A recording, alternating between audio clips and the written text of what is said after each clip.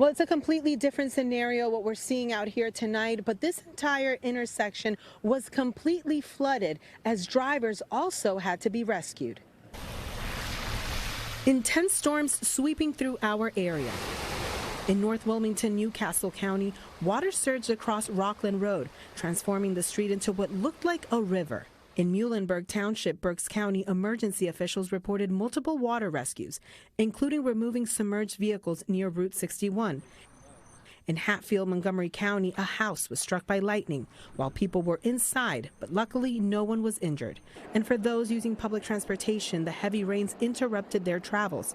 Amtrak was forced to halt rail traffic after high water covered parts of the track. At Philadelphia International Airport, more than 260 flights were delayed and dozens were canceled at the height of bad weather. And SEPTA faced some challenges as crews responded to water leaks at several stations along the Broad Street line, including its Chinatown station. In Lower Moreland Township, Montgomery County, there's water coming down in the den and toilet was bubbling. Residents like Kathy say flash flooding hit their neighborhood for the second time in just 2 weeks. The water was coming from this house right here, almost looked like a flood, came straight down here and it looked like then we had waterfront property.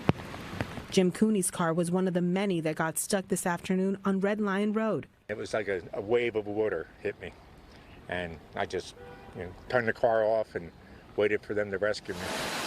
Across the Delaware River, in New Jersey, the state declared a state of emergency earlier in the day, mobilizing, anticipating widespread damage.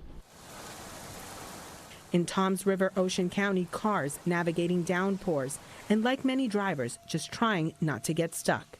And now remember, you can always track the good weather and the bad weather in our NBC 10 app. Our First Alert radar will track that rain all the way up to your neighborhood. In Lower Moreland, Shaira, Arias, NBC 10 News.